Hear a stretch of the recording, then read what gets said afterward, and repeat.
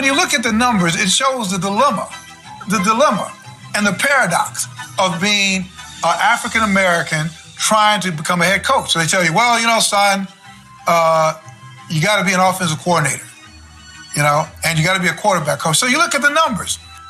Since 2002, 2003, 68 incoming offensive coordinators came directly from being quarterback coaches. Of those 68, 67 were white. Only one was black. How do I get to be the quarterback coach? Welcome everyone to the Global Sport Matters live show, where experts come together around topics that matter in sport. Before we begin, we'd just like to start with an acknowledgement that Global Sport Matters and Global Sport Institute, which are part of Arizona State University, sit on the ancestral lands of the Maricopa and Pima peoples. And somewhat in the vein of acknowledgement is our topic today. Today's show brings us into a very familiar space we have been exploring throughout the month in our digital issue, How the NFL Moves Forward. And the clip you just saw is part of a new documentary short with our guest host, William C. Rhoden. This issue, which we are dropping a link to in the chat, includes our Global Sport Institute field study examining the pathways for coaches at all levels, and reveals through data that in spite of the Rooney Rule being in effect since 2003, there has not been significant progress made for coaches of color to reach head coaching positions. I encourage you all after the show to continue looking through our digital issue. It includes tons of great articles, as well as a 3-part series podcast that we did with Karen Given about the true origins of the Rooney Rule. On our last show, panelists dove into the research findings and collectively concluded that it's the owners who have the most important responsibility and opportunity to right this injustice. But we all know that it won't happen without some added pressure. So on today's show, presented with ASU's Sandra Day O'Connor College of Law, panelists will examine how to use litigation as a path for greater equity in head coach hiring with law experts from civil rights to employment and labor. And throughout the show, please use the Q&A box, which is located at the bottom of your screen, to send questions and comments to our panel, and watch the chat box as well. Our team will be dropping some great info and links along the way. And we also encourage you to share about what you are hearing here today on social media. Tag us, Global Sport Matters, that's Global Sport MTRS, and use the hashtag Global Sport Matters, all spelled out.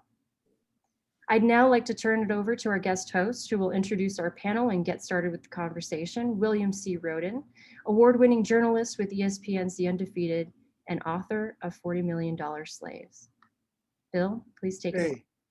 Thank you so much, Kendall. I'd like to welcome everybody in. I think we're gonna have a great conversation, and to that end, I want to get right into the introductions. We have a great panel, and there's so much to cover, so I don't want to waste a lot of time. I'd like to introduce first Ken Shropshire.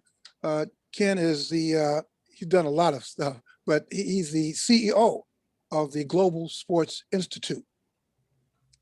I'd like to introduce Professor Jeremi Duru. Professor Duru is a professor of law at American University, Washington College of Law, and author of Advancing the Ball, a firsthand look at how a few committed people changed America's most popular sport and added a new chapter for civil rights. I'd like to welcome Melissa S. Woods. Melissa is a partner at Cohen, Weiss, and Simon, specializing in litigating labor and employment law matters before governmental agencies and state and federal courts on behalf of unions and individual employees. And finally, I'd like to introduce Carley Douglas, as a former managing attorney at the law offices of Johnny L. Cochran Jr.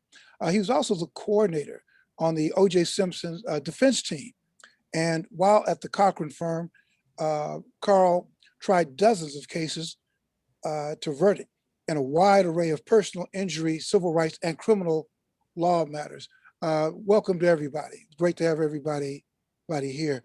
Hey, Ken, I'm gonna start with you, and the panel has been given explicit instructions to have what I always call a New York conversation, which is being totally rude, cutting people off, jumping in when, when the spirit strikes, and not waiting to be called on. But I do want to start with you, Ken, because I think what I love about this particular topic is, the NFL is this behemoth, and we've been, black coaches. How do we get to be head coaches? How do we get in the C-suite? And at every level, have been sort of rebuffed. And Ken, it seems like we've gotten to the point of litigation against individual NFL teams, rather than focus on, the amorphous NFL, the NFL office. It seems like we're becoming more pointed to going at individual NFL teams rather than concentrating on the league. How do we get to this point, and how effective do you think this could be? But how do we get to this point? Well, we're at the point of contemplating it. I don't know if we're at the point of filing it. I think that's a lot of what the conversation would be about tonight, and strategically kind of, airing our story in public to try to think through some of the issues that take place when you look at this kind of issue. But the facts are that this is, it was 1921. I mean, ironically, just shortly after the 1980 pandemic, that Fritz Pollard becomes the first African-American head coach of an NFL team. And, maybe it was the pandemic that caused minds to change and say, let's do something different. So we could be coming out of this and there'd be something different dramatically done that hadn't been done before. But what we've learned over the years is this, and certainly, as we're putting this on, this is the day that we lose the great civil rights leader, Vernon Jordan. And to think about the way he led his life and the way that he tried to move boardrooms, the way that he tried to move America, in the way that he interacted with litigation, without litigation, using every tool available to try to bring about change.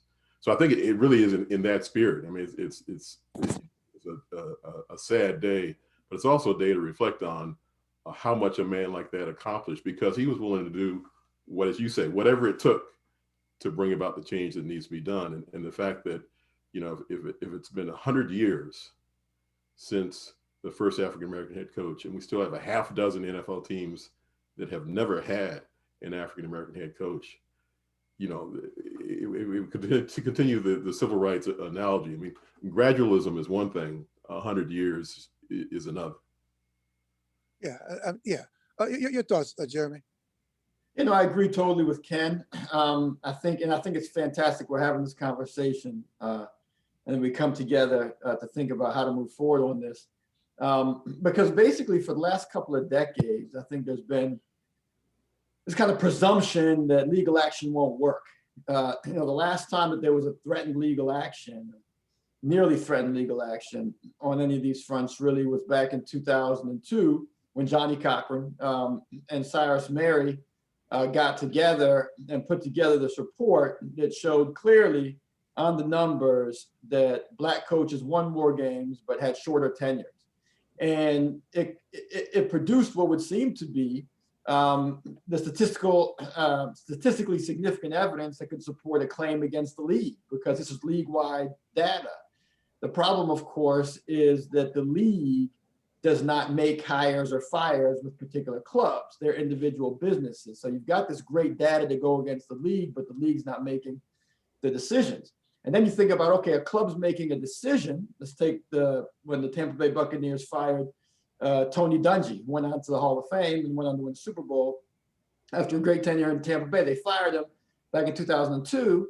And so perhaps there's an individual claim that you make against the club. But the problem there is that courts have been so deferential to employers when it comes to what that special it is, that special ingredient that makes someone the person we want to hire, the person we don't want to fire, we want to keep on. And so the sense was, well, we can't really go against an individual club. So you can't go against a league, you're going to lose against a club. And so they came up with this idea, well, let's have a process-oriented rule, the Rooney Rule, where every club has to interview one person of color before making a hire at the head coach level. And they moved in that direction because of a presumption that legal action wouldn't work. And so I think now is the time to reassess that presumption. You know, is that still the case under the law? If it's still the case that as a legal matter it would be difficult, are the atmospherics in 2021 after what we saw in 2020, the uprising essentially against systemic discrimination in this country, are the atmospherics sufficiently different that perhaps maybe you wouldn't win in court, but maybe you have enough of a claim to get into court and to force conversations and to force settlements? I don't know the answers, but I know we have to reassess whether indeed the premise that legal action wouldn't work is a premise that should still survive with us. And so, you know, I'm honored to be a part of this conversation. Yeah, I want to get your take on this, Carl and Melissa. I know you attack this you come at this from different aspects, but just the idea, the same thing, the opening question about attacking individual teams, but the larger question, each of you have tackled these huge institutions. How do you get institutions to say ouch? And particularly a peculiar institution like the National Football League. You know, it's funny, Bill, because I worked with Johnny Cochran for 12 years, and listening to the professor talk, I was one of those also that are discouraged about the prospects. And Johnny would always say, "Oh, Carl, don't confuse me with the law."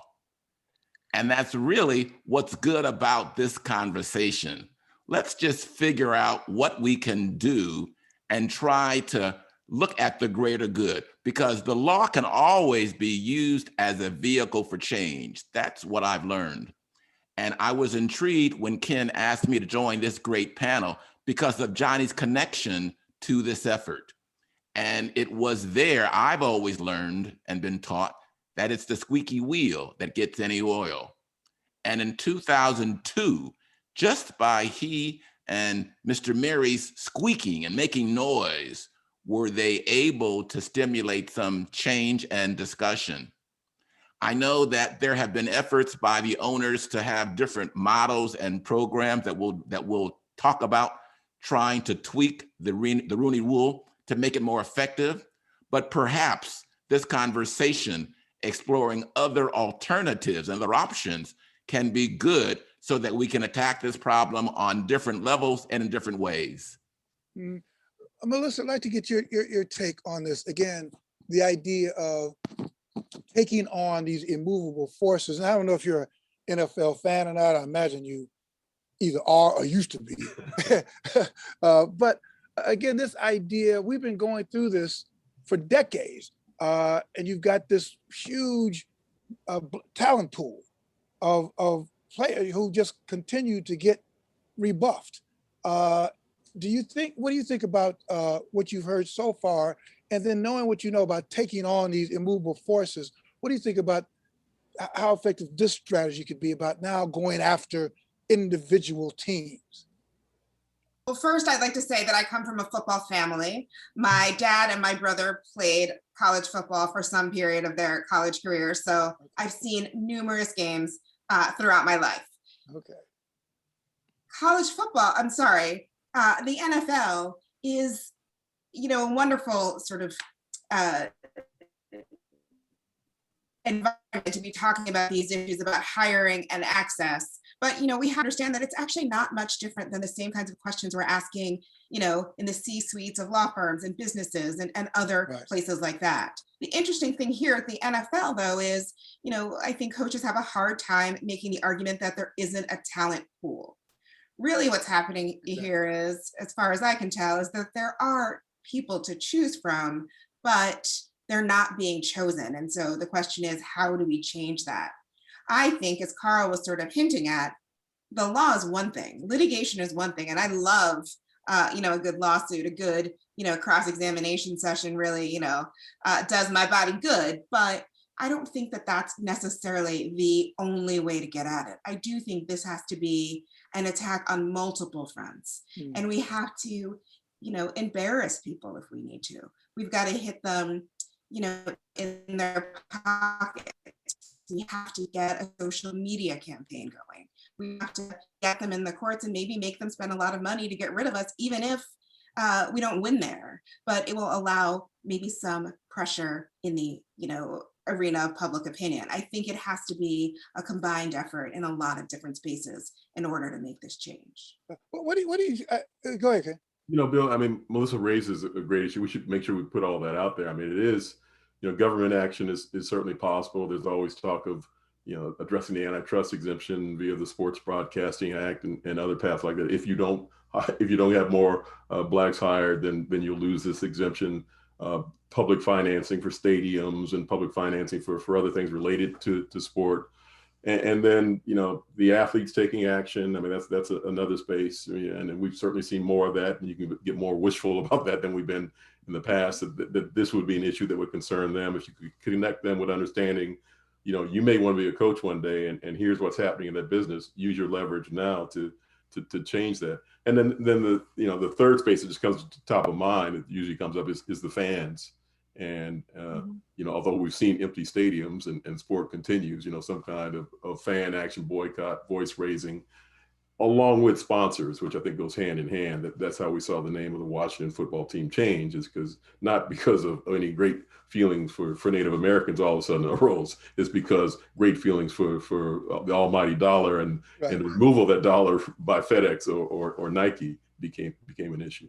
And to that point, Ken, if I can get in New York conversation here, Bill, for 20 years, litigation was brought against the Washington football team to change the name. That's right. And for 20 years, it failed. Right. And then we got to the sponsor pressure and we got where we needed to be. So. Yeah, well, that to me, when I heard Melissa talk about we have to shame, my first thing is that these people are beyond shame. I mean, we've all been in it. These people are beyond shame. Shame, like you were just, the Washington football team, it wasn't shame, right? It wasn't shame that brought a change. It was sponsorship. So, Melissa, I mean, I get it, shame, but it seems like the mood of the country in general, and because of what we've been through the past 4 years, it seems like shame does not work. All right, there has to be something more powerful than shame. Bill, certainly you always have to follow the money. I think that's always the bottom line of everything.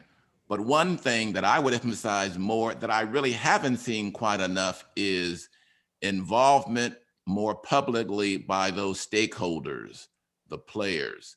The NFL has not had the same liberalness as, for example, the NBA players in terms of taking a role as stakeholders in their own profession. And if there was greater distress expressed by players seeking greater diversity among not only the coaching, but the general manager ranks, it may have implications, I agree, but it would begin the conversation on get up in the morning, and it would move over to First Take later that day, and it might make it to Colin Cowherd in the afternoon. That's the kind of conversation that really, I think, has to happen before the Jerry Joneses of the world are gonna listen to somebody else telling them how to run their team. Well, don't make Jerry Jones the bar. That bar is too high. Let's try to put that a little bit lower than Jerry Jones. Yeah. I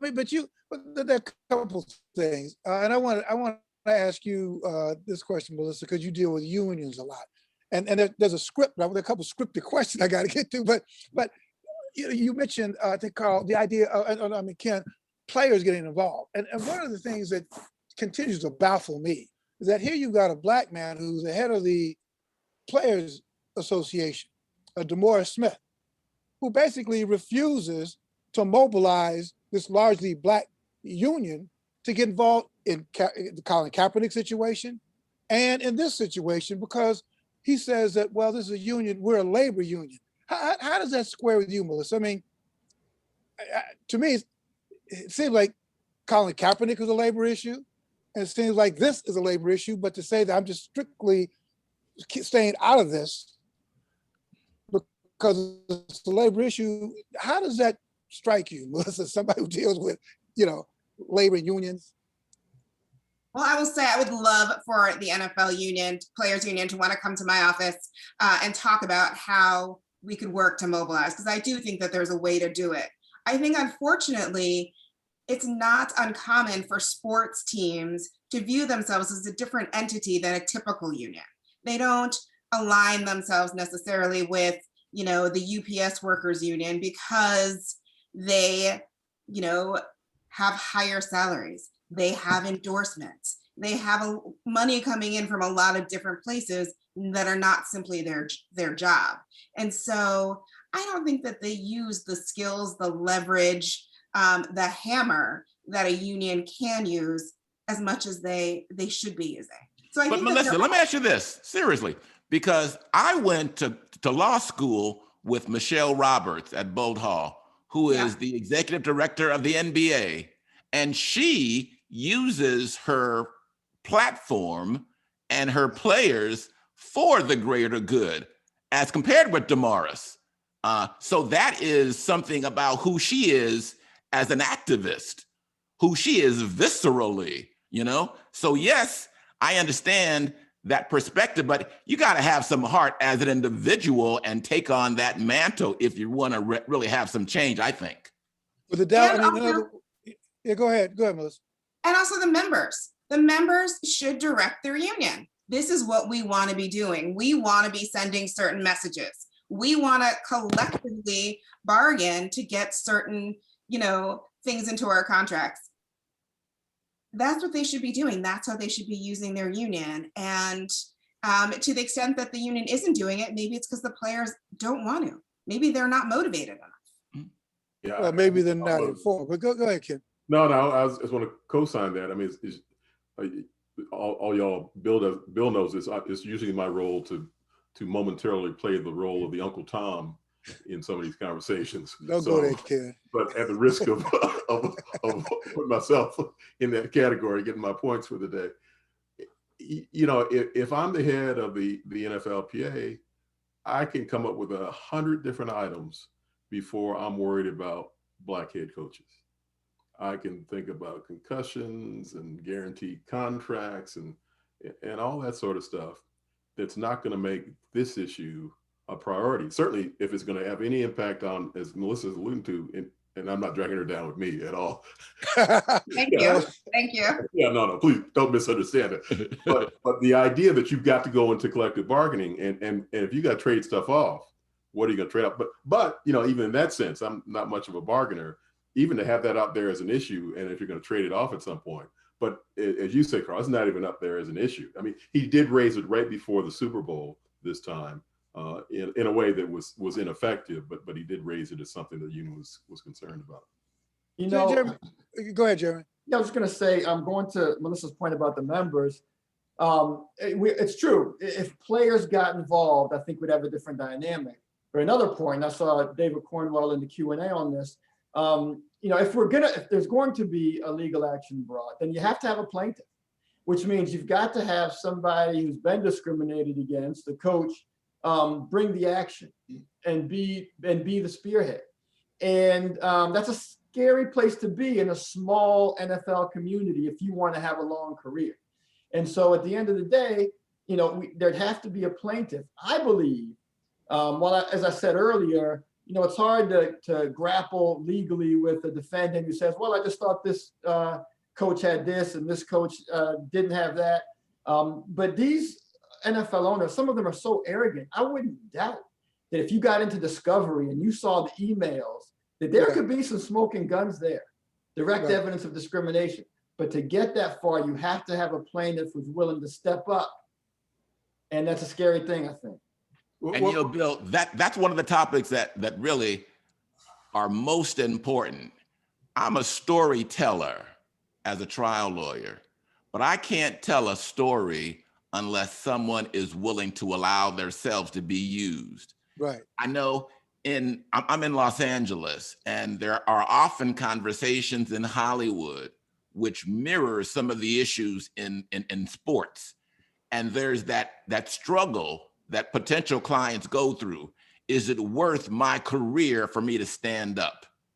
When you only have 32 jobs and you're going to sue a billionaire who is accustomed to having things his way. And you're going to have to go against public opinion because regrettably these days, Ken can confirm this, people are attached more to players than they are to teams. The advent of social media and things like that have made the focus fantasy has made the focus more on players than on teams. So there's gonna be people that are hanging by a thread alone, regrettably, with your only having 32 jobs and then coordinators or quarterback coaches, those kind of things, which really makes it tough for someone to be that sacrificial lamb. I suggest. But isn't that I don't know, Ken, you wanted to get in, but isn't that the point? I mean, every single person on this panel has the history of Black folks in the United States of America has been sacrificed.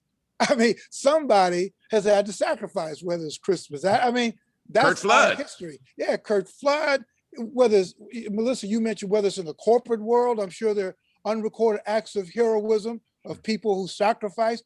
And so are we saying that we have approached a generation of young Black athletes led by a guy like DeMaurice Smith, and we've lost that instinct. We've lost the sacrificial instinct because money has become the highest value of the society.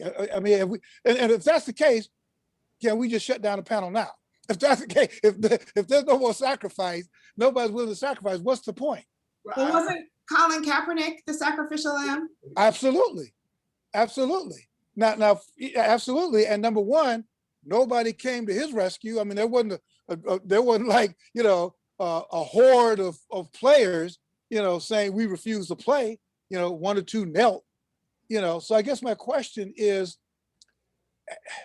and this gets away from the original point about suing individual teams, because I think I'd like to get back to that, because the only thing these multi-billionaires listen to is power. You mean force with force. What we're talking about now is sacrifice and that kind of stuff. Is it effective? Have we lost that instinct? Generations are different, Bill. I can't speak for Melissa or Jeremi, but I know how old Ken is. And we were in an era where standing up and fighting was a badge of honor. These millennials are different. There is a glorification of self that is unbounded, regrettably. And this focus and glorification of self, regrettably, makes others more reluctant to stand out and make a stand and be a sacrifice. I'm an old head, so I get it, but I've not seen the same fire, regrettably, in all of our young sports leaders. LeBrons of the world are an exception, regrettably, rather than the rule. Well, there's also, I'm sorry, Melissa. No, go ahead, Ken. No, there's also Carl's hating on millennials, but there's also my son is one, don't get me wrong. You can't miss what you never had. I mean, so many of these young people never had a Black coach anyway. I mean, what is this all about? I mean, a coach is a white guy. I mean, for most of us, it was flipped the other way. You came from and this is when football was all in high school. You played at a Black high school, and then you got to college, and it's a white coach. I wonder how this is going to work. I have white teammates. It was very different. But for these guys, this is the norm for many, not for all, but for many. So, and it is. I don't think we should give short shrift to Kaepernick and Kenny Stills and Eric Reed and kind of all the guys that stepped up in the NFL regarding social justice. And think about it. When there was activism in round one in '68, there was a frame for those guys already. I mean, none of them were Martin Luther King. None of them were asked to leave. They went into the mold that existed. So part of it is conversations like this. It is putting together a structure where somebody can say, Allah, Isaiah, here am I, send me. Somebody can step up and be the one that says, I'll step up in this moment and I will be the plaintiff, and maybe others will come along too. Melissa, you're going to make a point before Ken so rudely You said style, man. Come on, I'm from LA. I thought that's New York. I apologize. My point was going to be that I don't want to limit the focus of the sacrifice on the Black coaches or the Black folks applying for these jobs. I actually think that some of the white people in the room, when decisions are being made, interviews are happening, need to stand up and say what's happening. And I think if we can get one of the folks in the room, either if not a decision maker, but someone who is adjacent to the decision maker, to pair up with an applicant, we could have a much stronger case. And so I want to actually say to sort of folks out there, you know, there are people that know how these decisions are getting made, and somebody needs to stand up and come forward. I have a question for Jeremi. Carl, did you want to say something? No, go ahead. So Jeremi, what's the relationship between the NFL, the league, and the individual teams? I guess the point of the question is, how much authority does the league have over the teams? You know, you always hear Goodell saying this is, well, wait a minute, doesn't Goodell work for these guys? You know, he can say Black Lives Matter, Black players matter, you know, but so what's the relationship between league and teams? And realistically, how much power does the league have over the teams? Yes, so you're totally right. Goodell works for the owners, works at their pleasure. And, you know, the league is, you know, the clubs are member clubs. The league doesn't own the clubs. The clubs are not, you know, partially owned subsidiaries of the league. The clubs are their own 32 individual businesses, and they participate jointly in a number of things. When it comes to hiring, the league cannot tell them who to hire. Just can't do it. And so, yeah, the league's power is in that way limited. But if I could add one thing or offer a different dimension, because we're talking about the, you know, players getting involved, and we're talking about you know, sponsors, and I'm so energized to talk about the nuts and bolts of a claim that I just can't get these ideas out of my mind. So there's currently a claim right now, a racial discrimination claim that's live against the Houston Texans. There's one of the heads of security about a year ago brought an EEOC claim, got a right to sue letter, and is now in litigation against the Houston Texans. But most of America doesn't know about that. I don't know how many coaches know about that, but it seems, and the facts seem to be interesting. He's suggesting that there's systemic discrimination throughout the organization, and he wants systemic reform. And so maybe a way moving forward, in that it might be hard for us to get a coach to stand forward and bring the claim, is to seize upon a claim that's being brought that could create change throughout the organization, even if it's not brought by a coach. So I think that's another way perhaps to move forward. I don't know what others on the panel think, but it seems to me that's one way to try and move forward. Yeah. Yeah, I mean, that's a good point. Melissa, and you, Carl, how do you start something like that? I mean, let's get back to the point of this conversation. So how would this litigation start? How would you start it? How would you take it on? Yeah, let's start with that, because Carl, you mentioned Curt Flood. You know, I mean, and there has to be somebody who's willing to do this. So each of you as attorneys, which of course I am not, how would you start this? What would be your strategy to start this pointed litigation? I am telling a story. And so it has to start with some person through whom I can tell the story. If it's against the NFL, to be the best story, I want to tell a story that will resonate the furthest. So I probably would rather tell a story from the Houston Texans perspective than the Green Bay Packers, just because it's a smaller market. There's going to be less of an interest in that kind of a story. If I would want to tell a story and pick a venue that is favorable for the analysis and for the motions that were to be filed, with there being NFL teams in different states, there would have to be some hard-pressed analysis, because the laws in Florida, for example, in a labor context, I'm sure Melissa and Jeremy can say, are far different than New York or California or Illinois or some other venue. You then want to figure out and the hardest part is getting the story and figuring out the story, but then where you want to have that venue is going to be another important part. And then you seek for evidence. Jeremy was talking about smoking guns.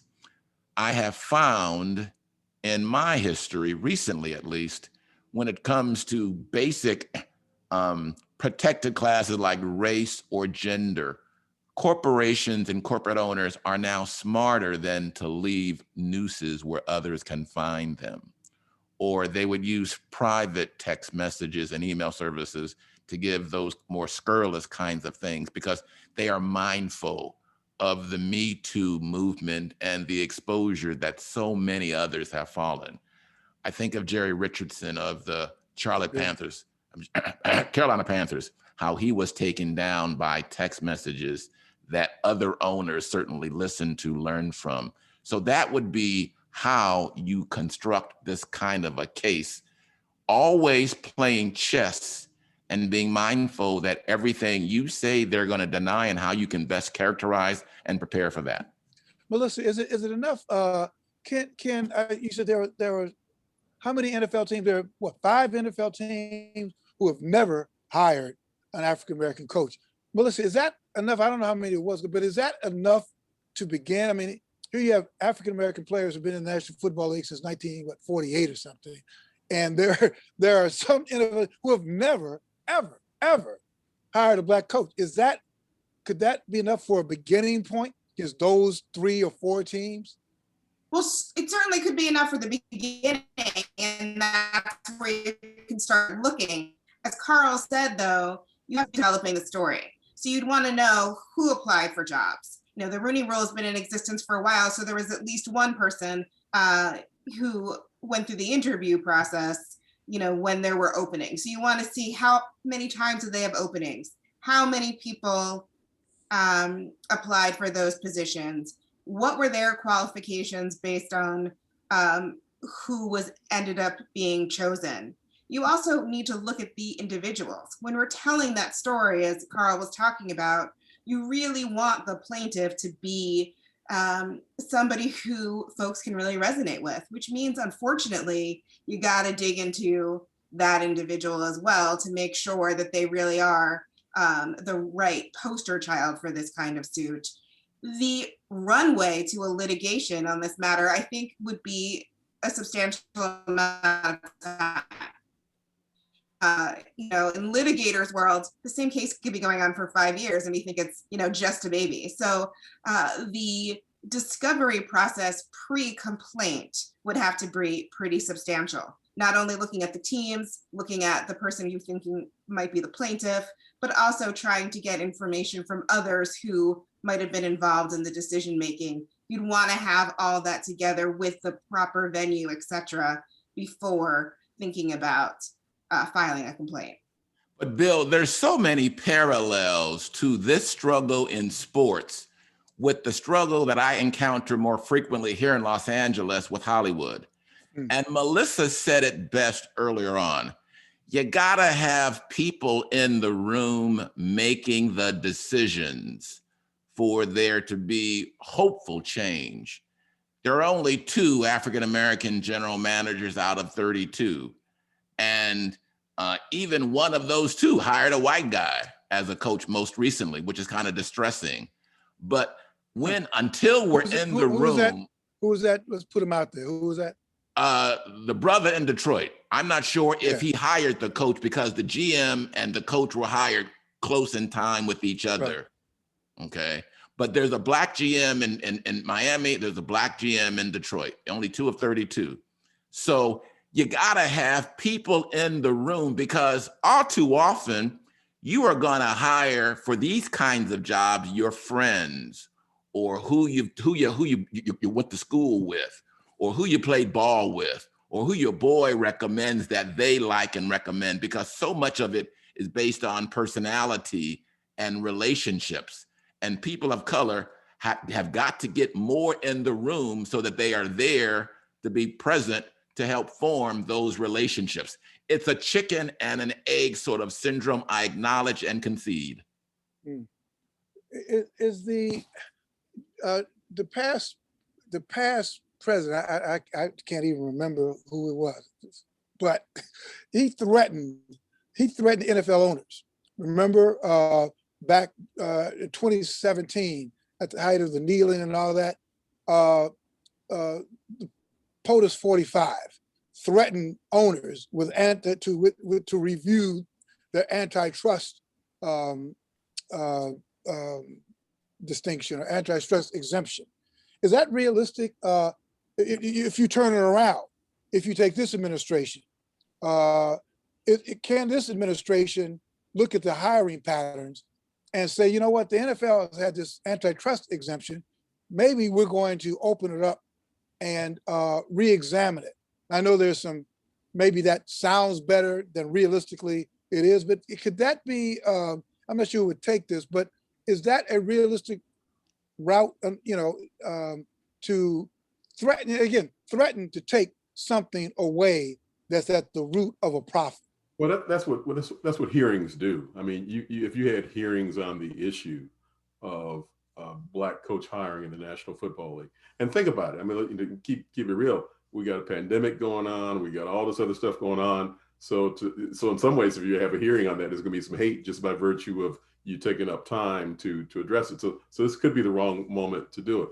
And then again, but it is sort of the same concept. I agree with you, Bill. The idea that you have the hearing and you talk about the threat, it does put something in the atmosphere and it elevates the conversation, which is part of what we're talking about here is how do you get it to a space where there is some kind of movement, since there has not been movement.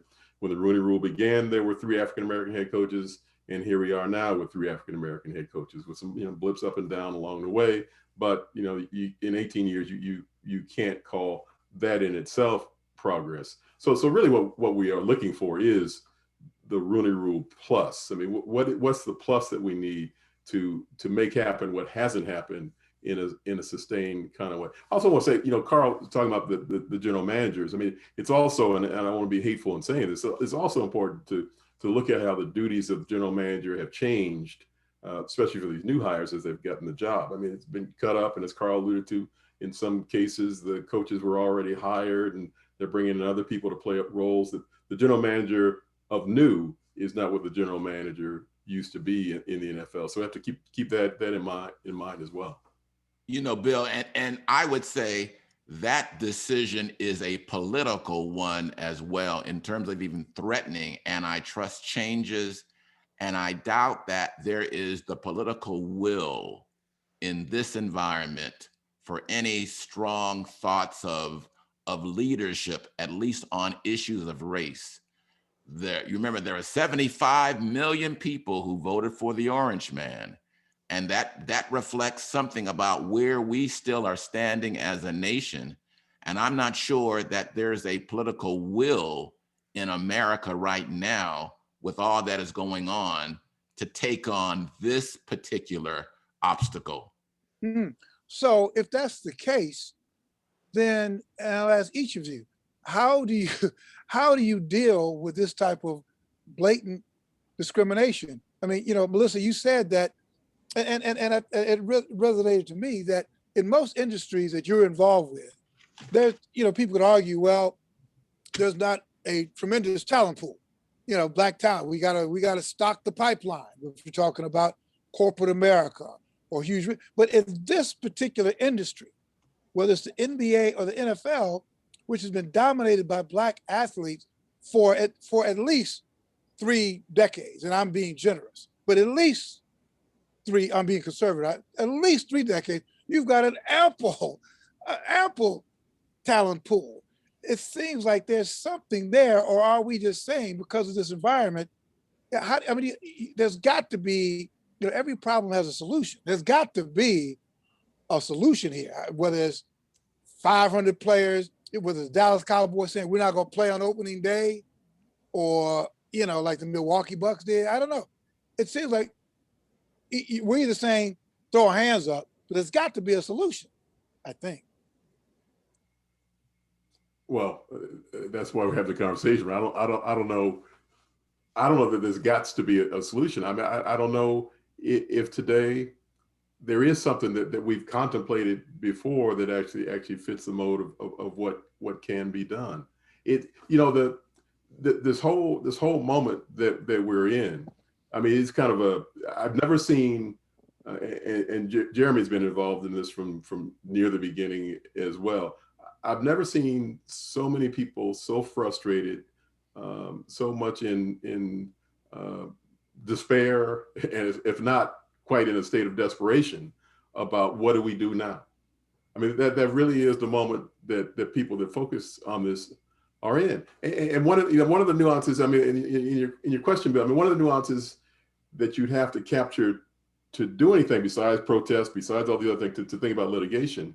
I mean, one of the common things you hear, and Carl, you're right about, you know, secret emails and that kind of stuff. But one of the things that's said publicly quite often is, I hired him because he reminded me of me.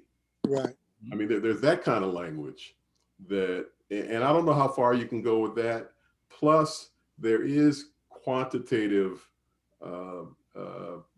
information that says, you know, the coaches, the black coach that wasn't hired has a better record, has more experience. So there is that sort of stuff. And I don't know how much you can compile any of that to override language like, I felt more comfortable with this candidate.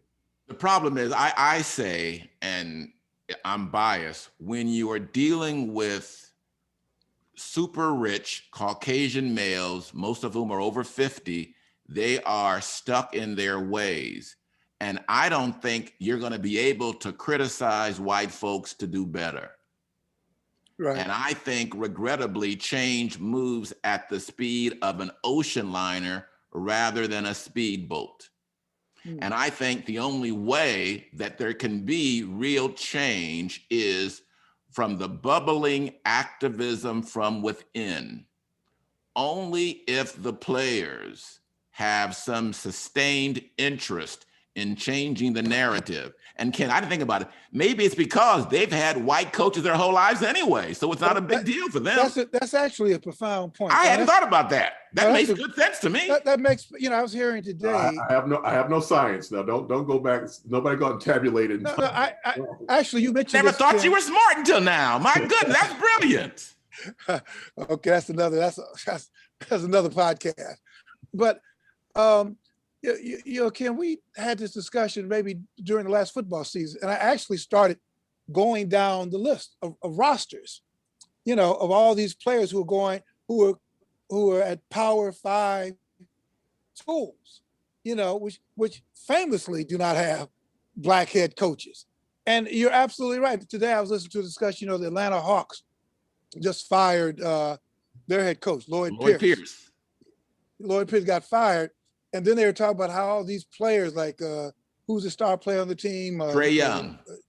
Trae Young. Where did Trae Young go to school? How many black coaches, you know, and it seems like, and it may go back to your point about millennials, you know, it seems like there's just no consciousness about, you know, not doing that to a black head coach, you know, not using your visibility to get a black coach fired. So maybe the question is, for each of you, if and I'm not sure if we answered the question, is litigation possible? Maybe let's kind of clear that up first. Let's tie that up with a bow. Jeremi, maybe you can.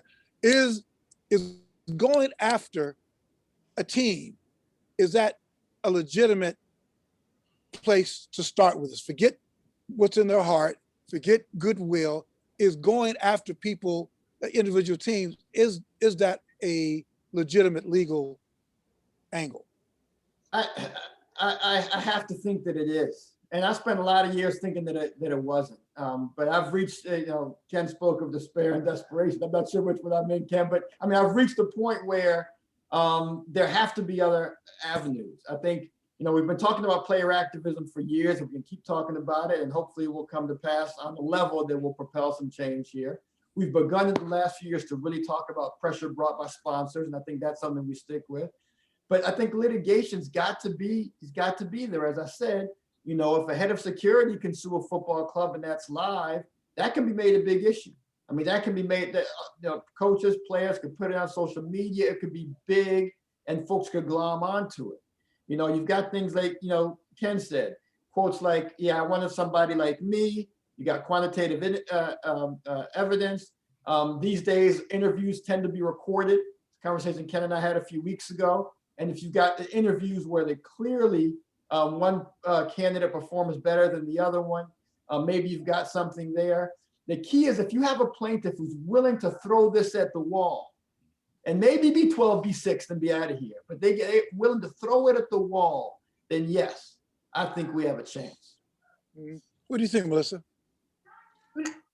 You know, I tend to agree with Jeremi. There is a possibility, and maybe the pressure comes from not a single lawsuit against a franchise, but multiple. So whether it's the, you know, the head coach, maybe, you know, another coach, somebody on the staff who's not even on the field, security person, I would bet that there's sort of rampant discrimination going on in all of those kinds of hires. And that would be an attack from multiple sides at the same time. Even if it didn't survive the motion to dismiss, it would make a big splash. And I would have to believe there'd be some change. Whether, does that mean there are going to be, you know, 15 head coaches after the litigation that are Black? Maybe not. But as Carl said, the ocean liner will move slightly. You know, I say, Bill, that first case is going to lose. Right. Yeah. Judges aren't courageous in my experience. Okay. But it's not an either or proposition, folks. We can walk and chew gum at the same time. Right. We can protest and litigate and raise hell and deal with sponsors, because I still say, and the Cleveland Ball Club in baseball is an example, the Washington football team, when you go after the money, that's how these old men react. Right. What they care about is the bottom line. And old rich white guys care about their bottom line. And when you pressure the sponsors and speak to their bottom line, I think that's how you stimulate action. But you can walk and chew gum at the same time. Right. You know, as I'm being swayed by all these lawyers. Thank you for letting me go last to give my answer on this. You know, it really is a simple justice kind of thought process on this. The great book that talks about trying to find the right cases to desegregate the schools.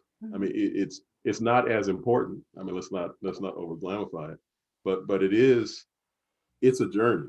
I mean, Carl said it. So, I mean, I think that's why I get stopped a lot. Carl said the first case is not going to win, but you'll start to learn how to do the cases and how to uncover. The difficult question is this: how do you distinguish between discrimination and an actual, I really prefer this guy because of the attributes I see that don't relate to color?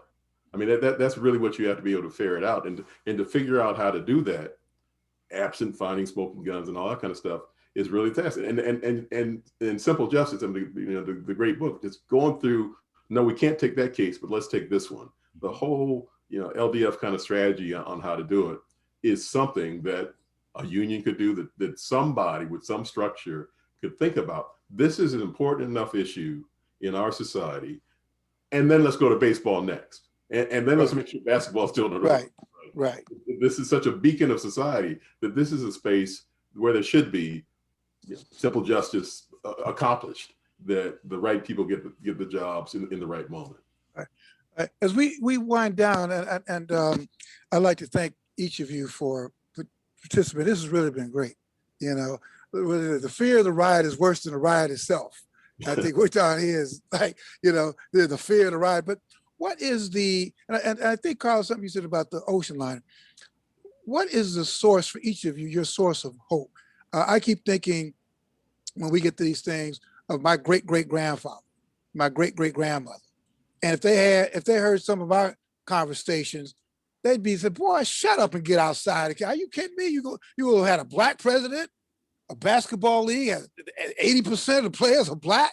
You know, you got the NFL, all the players, shut up. They didn't have a shot. So for each of you, what is your source of hope that about this ocean liner, that eventually, Dr. King, there's a mountaintop, we will get there. What is, for each of you, maybe start with you, Melissa, and then, go around. What is your source of hope that maybe 15, 20 years from now, this will not be an issue? Well, I think my source of hope is all of us on this panel. 15 years ago, we might not have been here. 20 years ago, 30 years ago, we may not have been here. And so the fact that I have figured out how to be successful and align myself with those who have the thoughts and strategic mind to, I worked at LDF for many years, and we stood in the shoes of those folks who figured out how to desegregate the schools and figured out how to move forward. And I'm not tired. So to the extent that I'm still here fighting, and there, the rest of us are on this panel, and there are many other people out there in the world, great minds put together can do great things. Same question. What's your source of hope, Jeremi? Yeah, I'm in the same place. I just feel like, as Ken said, working on this issue for a long time, and the people who were working on this back in 2001 or whenever it was, Ken, that we met, we're all still working on it, and more people are working on it. And so it does not appear as though people have given up or become afraid. And as long as that's the case, I think there's a possibility of progress. That's my source of hope, Bill. Carl, what's your? And for me, Bill, a couple of things. One, I survived emergency brain surgery. So every moment that I wake up is a good day. But also, I've seen change happen. 20 years ago, man, there wasn't gay marriage, and now gay marriages are legal. 20 years ago, there were death penalties all around, and now the death penalty seems to be winding down. 20 years ago, I used to go to Jack in the Box parking lot and meet somebody for some marijuana. Now I can go into a store and pay sales tax in California. That's how life has changed in 20 years. So I'm hopeful for a brighter day in the future. And Ken Shropshire, why don't you take us home, CEO of Global Sports Institute? What's your source of hope? I'm assuming that, I'm sorry I put everybody in a box. I'm assuming there's a source of hope. I didn't give you another option. Oh, you got to have hope. I mean, I don't know how else you stay out of here, especially with all this other stuff we got going on. You got to have hope. I mean, I think about, and I'm sure we all do. So this is not exclusive, but I'm sure we all think about our parents and grandparents, and I think about driving across country from LA, going down south, and my father getting out at every stop, and I later find out, seeing if we can use the place, seeing if we can eat, seeing if we can use the rest, and then getting back in the car. And me and my brother getting mad because why didn't we get out? And he's shielding us from that. I feel blessed that I didn't have to do that step with my kids. That there is progress in that sort of way. The other reason for hope, and this is more conundrum than something I really understand, is people like the owner of the Miami Dolphins, who on the one hand holds fundraisers for that president you won't name, but on the other hand has the nickname for part of the season last year for the leadership and for people and the head of PR and the general counsel. People said the Miami Dolphins are Wakanda, that they had more African Americans in leadership positions there because this owner, and that's who can do it, that one step, that plus, this owner did it. So I have hope. I mean, the fact that I can't figure out the man in his politics, but he does the right thing in the sport. There is some kind of division that can be made where we don't have to change what we think someone's heart is on this issue. Well, this has been great. And you guys, for me, are the source of hope. As you said, Melissa, the source of hope is right here. And like you said, we're not tired. You know, that was a great line, not tired. Anyway, listen, but we are out of time. So I'd like to thank Ken Shropshire, Professor Jeremi, Duru, the great Carl Douglas, Melissa Woods. Thank you guys so much for you being part of this show. And now I'd like to turn you back to Kendall Jones to take us home. Thank you, guys. Thank you so much, panel, and thank you to our guest host, Bill Rhoden, for a fantastic conversation. Panel, if you need to jump off and move on to your next thing, please do. For those of you who are attending, we have a few more things that we want to drop into the chat for you. Again, we hope that you continue to peruse our digital issue for the February month, which was how the NFL moves forward. This conversation and other conversations you can find there. We've dropped a link to that particular issue, as well as our podcast, which is a 3-part series from Karen Given on the true origins of the Rooney Rule. Next month, we will be exploring the power of women and girls in sport. That will be our next month's issue for March. And we will have another GSM Live conversation around that topic of, is 2021 the year for women and girls in sport? And we'll be welcoming President of the Women's Sports Foundation, Phaedra Knight. We'll also be welcoming Dr. Jen Welter.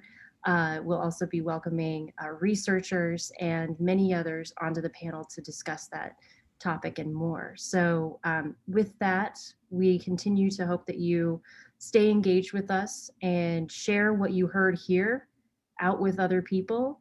And we will see you next time. Thanks for joining. Thank you.